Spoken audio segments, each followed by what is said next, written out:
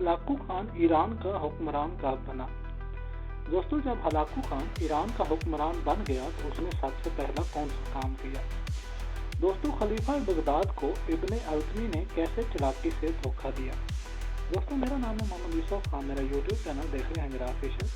दोस्तों, आगे बढ़ने से पहले गुजारिश है कि आप हमारे चैनल को सब्सक्राइब कर दें ताकि हमारी हर नई आने वाली वीडियो का नोटिफिकेशन आपको बर वक्त मिल सके। दोस्तों, चलते हैं अपनी वीडियो की तरफ।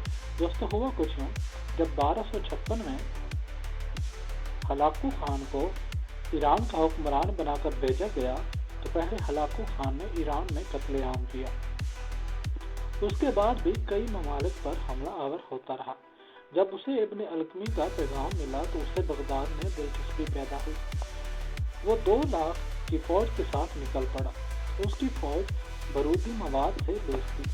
इधर बगदाद में इब्ने अल्कमी ने चालाकी से खलीफा को मशवरा दिया कि बादशाह, आपकी इतनी बड़ी फौज ऐसे ही बेकार बैठी तनख्वाहें ले रही है।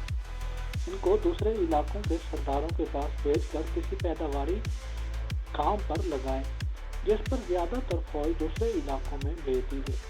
दोस्तों, इस तरह हलाकू खान लश्कर समेत 29 जनवरी 1258 को बगदाद पहुंचा। दरियाए दजला के किनारे पड़ाव डाला और खलीफा को खत लिखा। लोहे के सोए को गौसा मत मारो, सूरज की बुझी हुई शम्मा समझने की गलती मत करो, दरवाजे खोलो, खंडकें भर दो, हुकूमत छोड़कर हमारे पास आ जाओ। अगर हमने हमला किया तो पताल में पनाह मिलेगी ना आसमान में। दोस्तों, खलीफा ने हलाकू खान को जवाबी खत लिखा। तुमने खुद को कायनात का मालिक समझना शुरू कर दिया है क्या। मशरिक से मगरिब तक अहले ईमान मेरे साथ हैं, इसलिए बखैरियत लौट जाओ।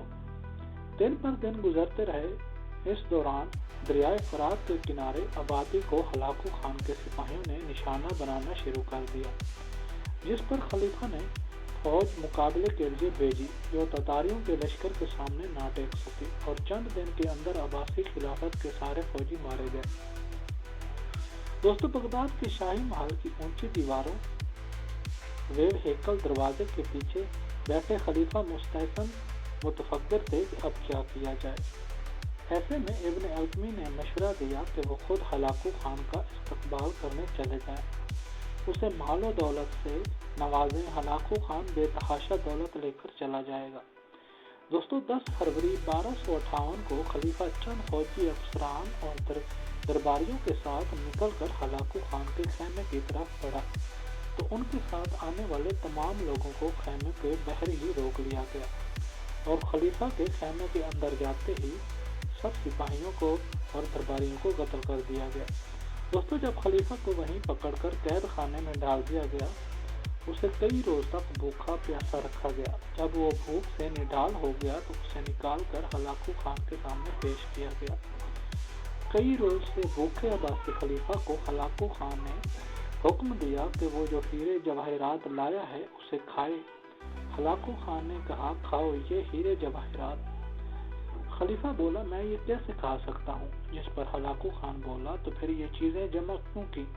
अगर तुम इस दौलत से जंग का सामान खरीदते, सिपाही भर्ती करते तो शायद आज मैं दरिया अबूर ना कर पाता। दोस्तों, जिस पर अब्बासी खलीफा ने सर्द आह भरते हुए कहा, खुदा की यही मर्जी थी। हलाकू खान ने जवाब दिया, अब मैं जो तुम्हारे साथ करने जा रहा हूँ वो भी खुदा की मर्जी है। दोस्तों, मंगोलों की रिवायात के मुताबिक किसी बादशाह का जमीन पर खून बहाना बदशगुनी समझा जाता है, इसलिए हलाकू खान ने सिपाहियों को हुक्म दिया कि खलीफा को इस तरह से मारो कि खून जमीन पर ना गिरे। खलीफा को कलीन में लपेटकर पहले फौजियों ने लातों, गोसों का निशाना बनाया और फिर उस पर उस वक्त तक घोड़े दौड़ाए जब तक मौत वाक़ई ना हो जाती। दोस्तों, उसके बाद हलाकू खान की फौजों ने बगदाद में उस हद तक कत्ल गारत की कि दरियाए दजला का पानी कई रोज तक सुर्ख रहा। कुतब खानों को जला दिया गया। गलियों में पड़ी लाशों के ढेर से उठने वाली ताफन की वजह से हलाकू को रिहायशी खैमा शहर से बाहर ले जाना पड़ा। एक अंदाजे के मुताबिक 5 से 10 लाख अफराद को कत्ल किया गया और एक हफ्ते तक मंगोल अब्बासी खिलाफत के दारुल हुकूमत में लूट मार करते रहे। नाजरीन, جب یہ تھی ہماری آج کی ویڈیو۔ ہلاکو خان نے لاکھوں مسلمانوں کا قتل عام کیا تھا اور پھر ایک بوڑھے مسلمان کی بد دعا کی وجہ سے ہلاک ہوا۔ دوستو یہ تھی ہماری آج کی ویڈیو۔ امید کرتا ہوں آپ کو ہماری ویڈیو اچھی لگی ہوگی۔ اگر آپ کو ہماری ویڈیو اچھی لگی ہے ویڈیو کو لائک کر دیں، چینل کو سبسکرائب کر دیں تاکہ ہماری ہر نئی آنے والی ویڈیو کا نوٹیفیکیشن آپ کو بر وقت مل سکے۔ دوستو ہم اپنی آنے والی ویڈیو میں بات کریں گے کہ ہلاکو خان کہاں پیدا ہوا، کیسے وہ منگولوں کا حکمران بنا۔ دوستو تب تک اپنا بہت سارا خیال رکھے گا۔ اللہ حافظ۔